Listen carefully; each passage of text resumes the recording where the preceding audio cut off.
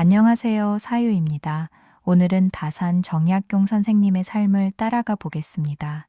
1762년 무더운 여름 어느 날 경기 광주부 초부방 마현리의 작은 마을에서 그는 태어났습니다.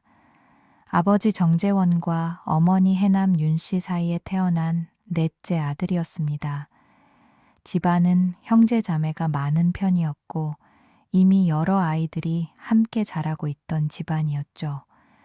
그가 태어나기 한 달 남짓 조선 사회를 뒤흔든 사도세자 비극이 벌어졌습니다. 영조의 아들 사도세자가 뒤주에 갇혀 죽은 사건으로 이 일은 조선 전체에 상처를 남깁니다. 이 사건의 여파로 아버지 정재원은 벼슬을 버리고 고향으로 내려온 상태였습니다. 정약용의 아버지는 정치에서 물러나며 삶의 근본으로 돌아가겠다고 다짐했고 아들 약용을 귀농이라 불렀다고 전해집니다. 정치를 하지 말고 농사 짓는 백성의 삶을 잊지 않는 사람이 되라는 아버지의 당부가 담긴 이름이었죠. 집안 형편은 넉넉하지 않았습니다.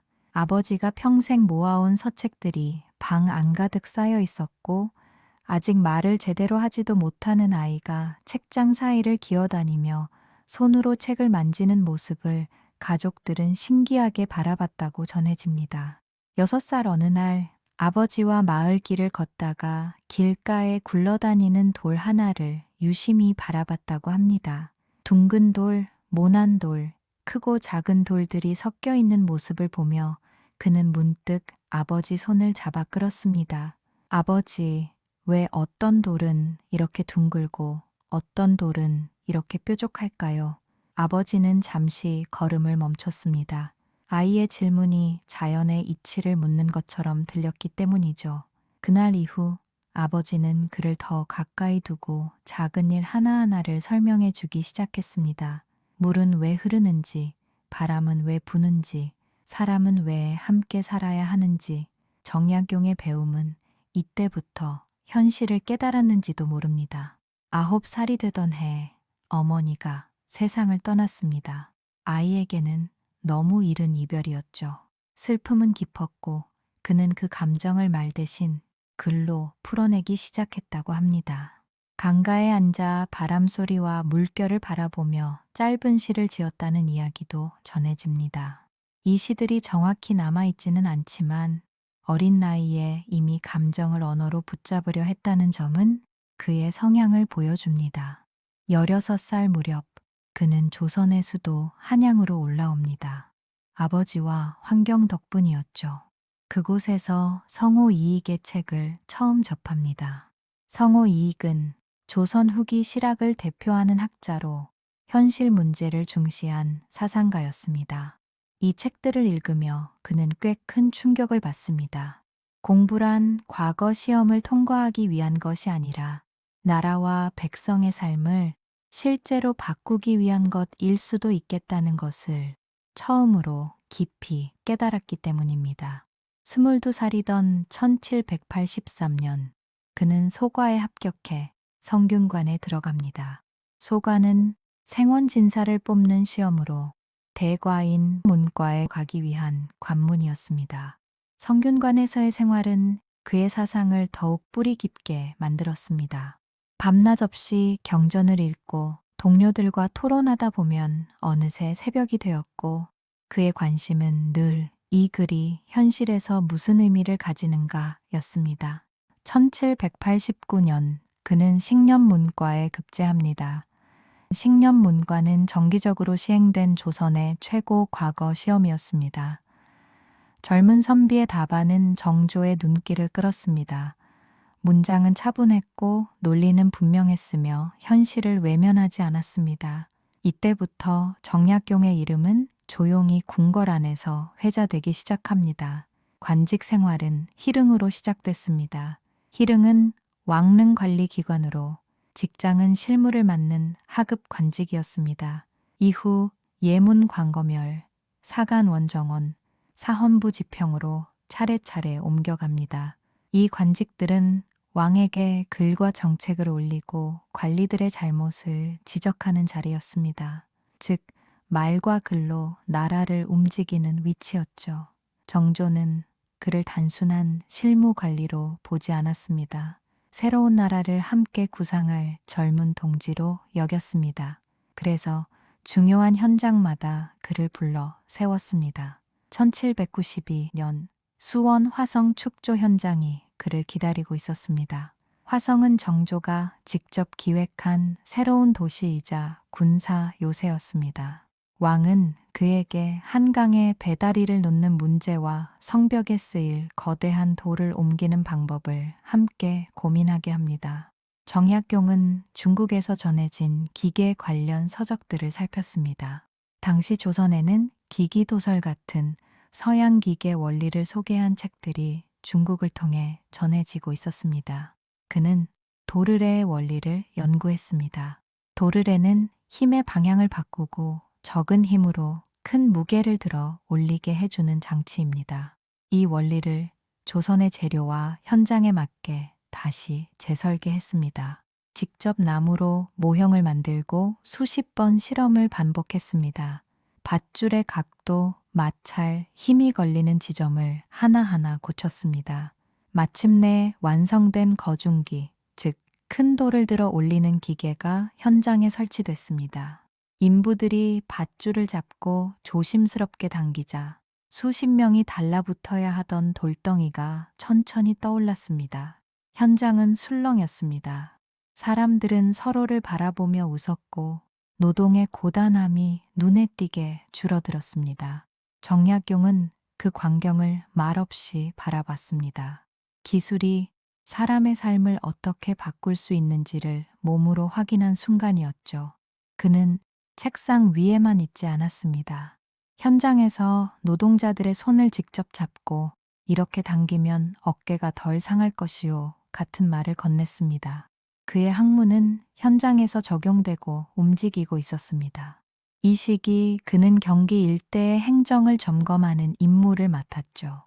백성들의 억울한 사정을 듣고 밤새 기록을 남겼습니다. 문서 한 장, 증언 한 줄을 등한시하지 않았습니다. 그리고 1797년 무렵 황해도 곡산부사로 부임합니다. 부사는 한 고을의 행정과 재정을 책임지는 수령이었습니다. 그는 장부부터 펼쳤습니다. 세금이 공정한지, 관리들이 사적으로 빼돌린 것은 없는지 하나하나 따졌습니다. 이계심 사건이 벌어졌을 때도 단순히 반란을 진압하는 데서 멈추지 않고 왜 민심이 무너졌는지를 끝까지 파고들었습니다. 그의 결론은 명확했죠. 탐욕과 부패가 백성을 굶주리게 했다는 거죠. 그래서 그는 굶주린 사람들에게 곡식을 풀고 관리부터 바로잡으려 했습니다. 마을 사람들은 그를 두고 부모 같은 수령이라 불렀다고 전해집니다. 그 말은 그가 가장 듣고 싶어 했던 평가였을지도 모릅니다. 1801년 신유박해의 광풍 속에서 정약용의 삶은 완전히 다른 국면으로 들어섰습니다.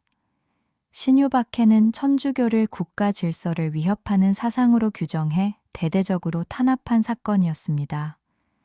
당시 조선은 성리학을 국가 이념으로 삼았기 때문에 서학, 즉 천주교는 기존 질서를 흔드는 위험한 사상으로 여겨졌습니다. 정약용의 가족 중에는 천주교 신앙을 받아들인 이들이 있었습니다. 특히 형 정약종은 천주교 교리서 번역에 관여할 정도로 깊이 연루돼 있었죠. 정약용 자신은 신앙을 받아들였다고 보기는 어렵지만 서학 서적을 연구하고 학문적으로 관심을 가졌다는 점에서 의심의 대상이 됐습니다. 그는 체포돼 혹독한 문초를 받았습니다. 문초란 피의자를 신문해 자백을 받아내는 과정으로 당시에는 고문이 동반되는 경우도 많았습니다. 그 역시 몸과 마음에 깊은 상처를 남긴 채 장기 유배형을 선고받습니다. 39살의 나이였습니다. 그동안 쌓아온 관직, 왕의 신임, 개혁의 꿈이 한순간에 무너졌습니다. 유배지로 향하는 수레에 오르며 그는 창밖을 오래 바라봤습니다.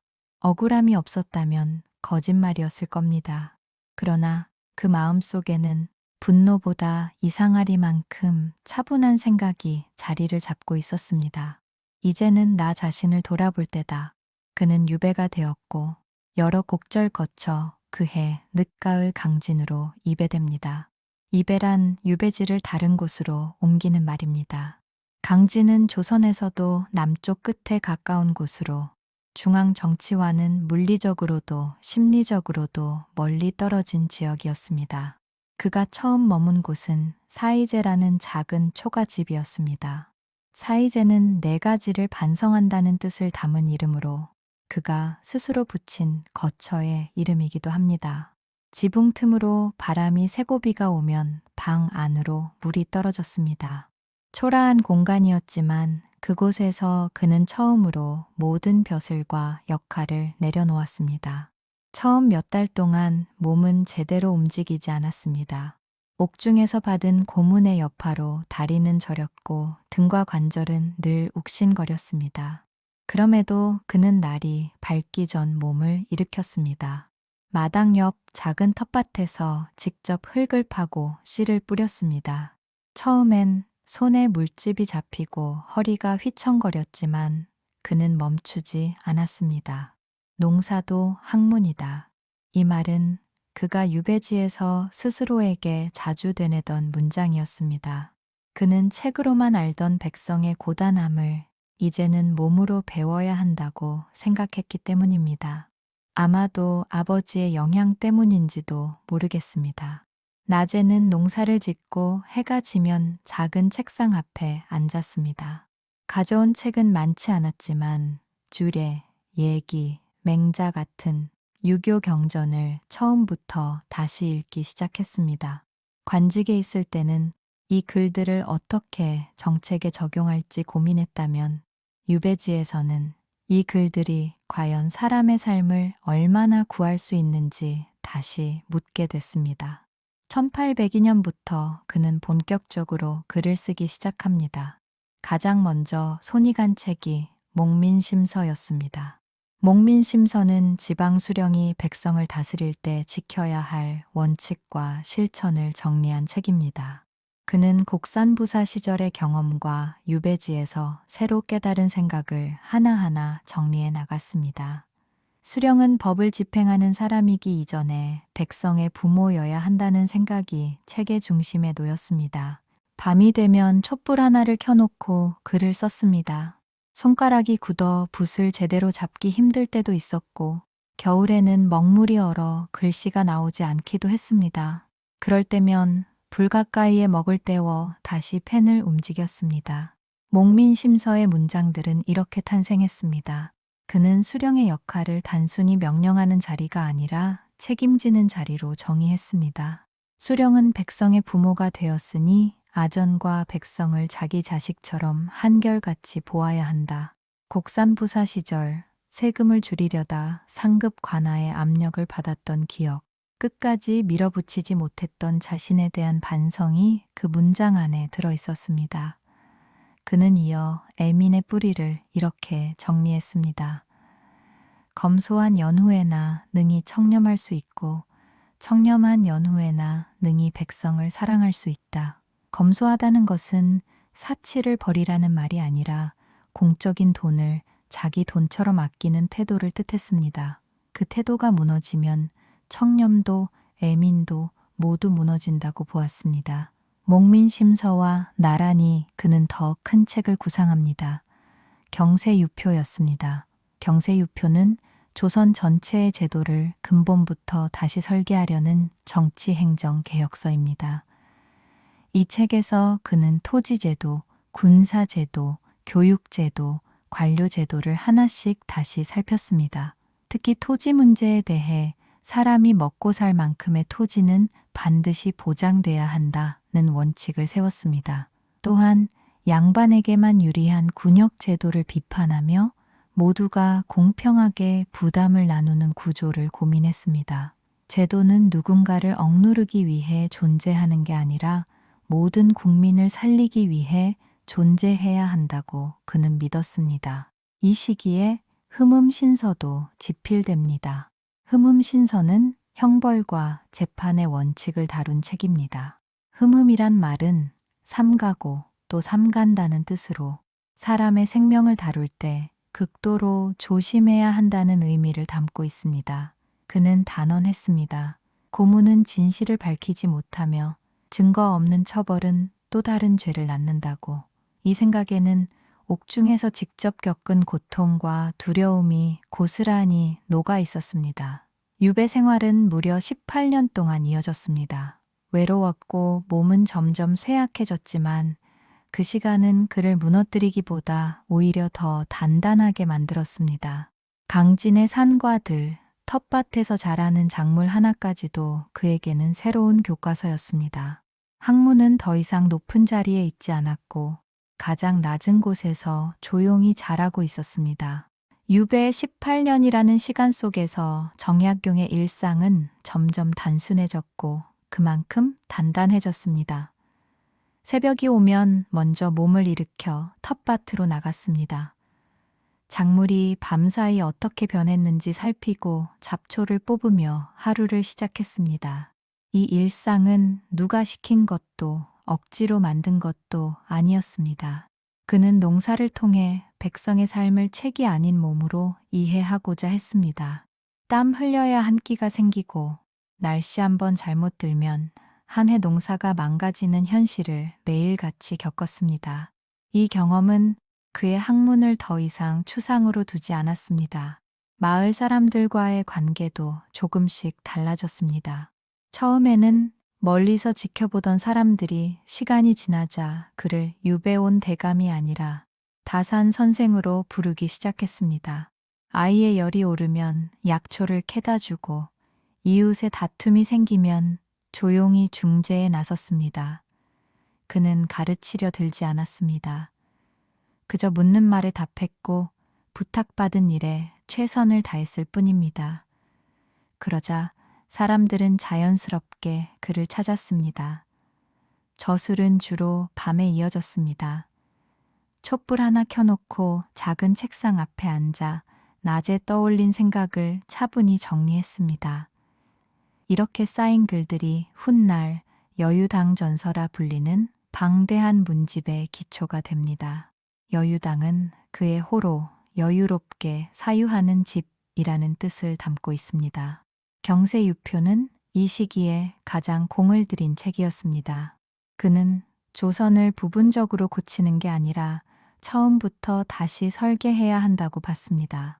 토지는 소수에게 집중돼 있었고 군역은 특정 계층에만 전가됐으며 교육은 형식에 치우쳐 있었습니다. 그는 제도 따위를 사람 위에 두지 않았습니다. 제도는 사람을 살리기 위해 존재해야 하며 사람을 해치면 이미 실패한 제도라고 생각했습니다. 목민심서 역시 유배지에서 계속 다듬어졌습니다. 왕의 덕목을 청렴, 근면, 공정, 인자함 등으로 나누고 각 항목마다 구체적인 실천 방법을 적었습니다. 이 책은 도덕 교과서가 아니라 현장에서 바로 쓸 수 있는 행정 지침서에 가까웠습니다. 흠음신서에서는 형벌의 문제를 더 집요하게 파고들었습니다. 그는 형벌을 국가의 권력이 아니라 사람의 생명을 다루는 문제로 봤습니다. 그래서 재판은 빠르기보다 신중해야 하고 엄격하기보다 정확해야 한다고 강조했습니다. 이 모든 작업은 유배라는 고통 속에서 이루어졌습니다. 그러나 그는 이 시간을 벌로만 여기지 않았습니다. 오히려 자신에게 주어진 가장 긴 사유의 시간으로 받아들이기 시작했습니다. 1818년 유배 해제 소식이 전해졌습니다. 그는 이미 50대 중반의 나이가 돼 있었습니다. 몸은 예전 같지 않았지만 마음은 오히려 더 차분해져 있었습니다. 짐이라고 해봐야 낡은 필묵과 원고 뭉치, 그리고 텃밭에서 말린 작물 몇 가지가 전부였습니다. 강진은 더 이상 유배지가 아니라 그의 사상을 키워준 또 하나의 고향이 돼 있었습니다. 고향으로 돌아온 뒤 그는 다시 관직에 나서기보다는 저술과 정리에 힘을 쏟았습니다. 유배지에서 쓴 글들을 차분히 다시 읽으며 빠진 논리를 보완하고 지나치게 앞선 부분은 현실에 맞게 다듬었습니다. 이 시기에 목민심서는 최종 정리 단계에 들어갑니다. 그는 이 책을 관리들을 꾸짖기 위한 책이 아니라 스스로를 경계하게 만드는 책으로 남기고자 했습니다. 나는 과연 검소했는가? 나는 정말 백성의 고통을 내 일처럼 여겼는가? 이 질문은 미래의 수령들에게 던지는 동시에 자기 자신에게도 향해 있었습니다. 경세유표 역시 이 무렵 정리됩니다. 그는 천하의 일이란 한 사람이 다 할 수 없다고 거듭 강조했습니다. 협력과 분업이 없는 개혁은 오래 갈 수 없다고 보았기 때문입니다. 흠음신서에서는 형벌을 다루는 마지막 태도를 다시 한번 분명히 합니다. 사람의 생명을 다룰 때는 항상 2번, 3번 더 의심하고 돌아봐야 한다는 생각이었습니다. 몸은 점점 쇠약해졌습니다. 눈이 잘 보이지 않아 자식들이 글을 읽어주고 그가 구술하면 대신 받아 적는 날이 많아졌습니다. 그럼에도 그는 매일 아침 책상 앞에 앉았습니다. 아직 정리하지 못한 말이 있다. 그의 관심은 개인의 명예가 아니라 후세에 좋은 것을 남기려고 노력했습니다. 자신의 글이 당장 세상을 바꾸지 못하더라도 언젠가 누군가에게 다시 생각할 힘을 줄 수 있다면 그걸로 충분하다고 여겼습니다. 1830년대에 들어서면서 정약용의 일상은 더욱 고요해졌습니다. 몸은 눈에 띄게 쇠약해졌고 눈은 거의 앞을 보기 어려운 상태가 됐습니다. 하지만 생각만큼은 여전히 또렷했습니다. 서재에는 늘 작은 불빛 하나가 켜져 있었습니다. 자식들이 책을 읽어주면 그는 잠시 눈을 감고 말로 내용을 이어갔습니다. 이렇게 구술로 정리된 글들이 여유당 전서의 마지막 부분을 채워나갔습니다. 여유당 전서, 그가 평생 써온 글들을 분야별로 정리한 방대한 문집입니다. 정치, 행정, 법률, 경제, 과학, 의학, 문학까지 한 사람의 마음이 어디까지 뻗어갈 수 있는지를 보여주는 기록이었습니다. 그는 이 문집을 자신의 업적과 명예 때문에 기록한 것이 아닙니다. 이 글은 언젠가 누군가가 다시 생각해 보라고 남긴 것이다. 그는 자신의 저술을 미래를 위한 질문으로 여겼습니다. 이 시기 그는 자신의 삶을 차분히 돌아보기 시작했습니다. 그리고 스스로의 묘비에 새길 글, 자찬묘 지명을 씁니다. 자기 자신을 찬양하는 글이 아니라 자신을 있는 그대로 남기기 위한 기록이었습니다. 그는 이렇게 적었습니다. 나는 세상을 바로잡으려 애썼으나 세상이 나를 바로잡았다. 그 덕분에 나는 학자가 되었다. 젊은 날에 그는 제도를 고치고 나라를 바꾸려 했습니다. 그러나 유배와 고통을 거치며 그는 알게 됩니다. 사람을 바꾸지 않는 제도는 오래가지 못하고 자신을 돌아보지 않는 개혁은 결국 부서진다는 사실을 말입니다. 그가 말한 검소함은 가난을 미화하는 태도가 아니었습니다. 필요 이상의 것을 가지지 않으려는 자세, 공적인 것을 사적인 것처럼 아끼는 마음이었습니다. 그 마음이 있어야 청렴이 가능하고 청렴이 있어야 비로소 백성을 사랑할 수 있다고 그는 믿었습니다. 그의 생각은 당대에는 너무 앞서 있었고 그래서 종종 외면받았습니다. 하지만 시간이 흐를수록 그의 말들은 조금씩 다시 읽히기 시작합니다. 조선 말기 나라가 흔들리던 시기에 목민심서는 관리들 사이에서 몰래 베껴 읽히는 책이 됐습니다. 경세유표는 제도를 고민하는 이들에게 설계도의 역할을 했고 흠음신서는 형벌과 재판을 다시 생각하게 만드는 기준이 됐습니다. 그의 삶은 화려한 성공담이 아니라 오히려 좌절과 추락, 긴 침묵과 고독의 연속이었죠. 그러나 그 시간들은 그를 무너뜨리지 않았고 오히려 더 깊게 만들었습니다. 1836년 4월 7일 새벽 정약용은 75의 나이로 조용히 눈을 감았습니다. 마지막 순간까지 그는 큰 말을 남기지 않았습니다. 그저 담담하게 자신의 자리에서 삶을 마쳤습니다. 그가 떠난 뒤에도 그의 글은 남았습니다. 그 글들은 어떻게 살아야 하는가 라는 질문을 지금까지도 우리에게 조용히 던지고 있습니다. 길가의 돌 하나를 보며 왜 그런지 묻던 아이, 기계를 만들어 노동자의 어깨를 가볍게 하려 했던 젊은 관리, 모든 것을 잃고 초가집에서 18년을 사유로 채운 학자, 그리고 늙어서야 담담함에 이른 한 사람. 그 모든 시간이 하나의 선으로 이어져 정약용이라는 이름이 됐습니다. 그는 우리에게 이렇게 말하고 있는 듯합니다. 세상을 바꾸려 애쓰는 일도 중요하지만 그보다 먼저 자기 자신을 돌아보는 일이 얼마나 중요한지를 말입니다. 나의 성공보다 나라를 안녕을 더 중요시한 사람. 우리 시대에 정약용이 필요한 것은 아닐까요? 끝까지 시청해 주셔서 감사합니다.